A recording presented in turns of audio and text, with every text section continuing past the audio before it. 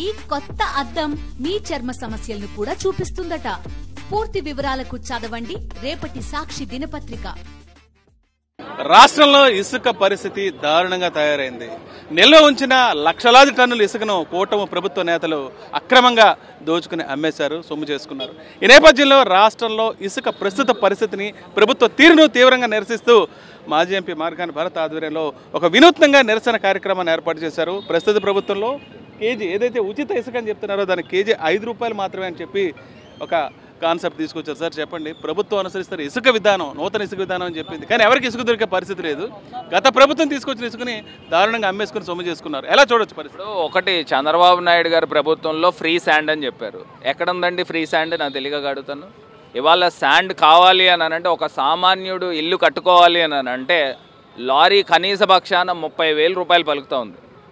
అంటే ఒక unit lorry, ఒక యూనిట్ సుమారుగా 6,000 రూపాయలు పైబాటే. ఇవాళ మా వాళ్ళు ఈ శాండ్ కొనడానికే దగ్గర 15,000 రూపాయలు ఖర్చు చేశారు ఆ 2 బండ్లకి. అంటే ఎక్కడ ఫ్రీ శాండ్ అని అడుగుతా ఉన్నా. అంటే ఇవాళ కేజీ ఖరీదు చూస్తూ ఉంటే 5 రూపాయలు పలుకుతూ ఉంది. అంటే ఒక బంగారాన్ని మించిపోతుందా? అంటే చంద్రబాబు నాయుడు గారి ప్రభుత్వంలో ఆయన చెప్పే మాటలన్నీ కూడా అబద్ధాలు, మోసాలు, మోసపూరితమైన కార్యక్రమాలు చేస్తూ ఇవాళ ప్రజల్ని మభ్యపెట్టే కార్యక్రమం చేసి ఇవాళ అధికార పీఠం ఎక్కారు.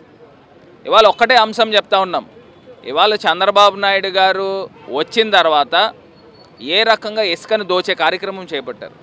ఇవాళ రాజమండ్రిలోనే కూడా చూస్తే లాలా చెరువు సెంటర్లో సుమారుగా 10 కోట్లు విలువ చేసే శాండ్ని అంటే స్టాక్స్ పెట్టి ఉంచారు. ఎందుకనంటే ఫ్లడ్స్ వస్తాయి, వర్షాలు వస్తాయి అని రాష్ట్ర వ్యాప్తంగా సుమారుగా లక్షల టన్నులు ఏదైతే శాండ్ని స్టాక్ పాయింట్స్ దగ్గర పెట్టారో, ఇప్పుడు వచ్చిన ఎమ్మెల్యేలు ఇసుక కొండలన్నీ కూడా ఒక ఎనకొండల్లాగా మొత్తం అంతా కూడా మింగిన సందర్భాలు.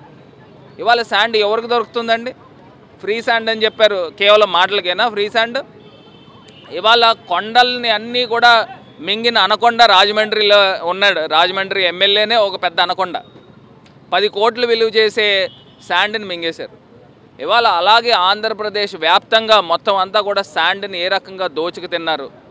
ఇప్పటికైనా బుద్ధి తెచ్చుకొని ప్రజలకి మీరు ఏదైతే మాట ఇచ్చారో, ఫ్రీ శాండ్ అనే మాట ఇచ్చారో, ఆ ఫ్రీ శాండ్ని ప్రజలకు అందించాలి.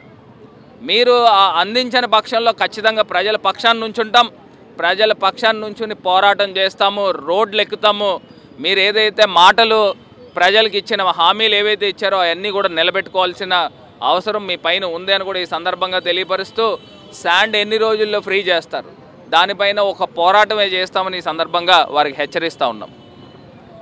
ఉచిత ఇసుక పేరుతో రాష్ట్రంలో హామీలు ఇచ్చి ఇప్పటిదాకా కోట్ల రూపాయలు కూటమి ప్రభుత్వం, తెలుగుదేశం పార్టీ నేతలు దోచుకున్నారు. ముఖ్యంగా ఇసుక కొండల్ని ఎమ్మెల్యేలే కరిగించారని మాజీ ఎంపీ భరత్ ఆరోపిస్తున్నారు. ఏది ఏమైనా సరే ఉచిత ఇసుక ప్రజలకు అందే వరకు ప్రజల తరపున తమ పోరాటం ఆగదన్న విషయాన్ని స్పష్టం చేస్తున్నారు. రాజమండ్రి నుంచి విజయ్ హరీష్ ఫర్ సాక్షి.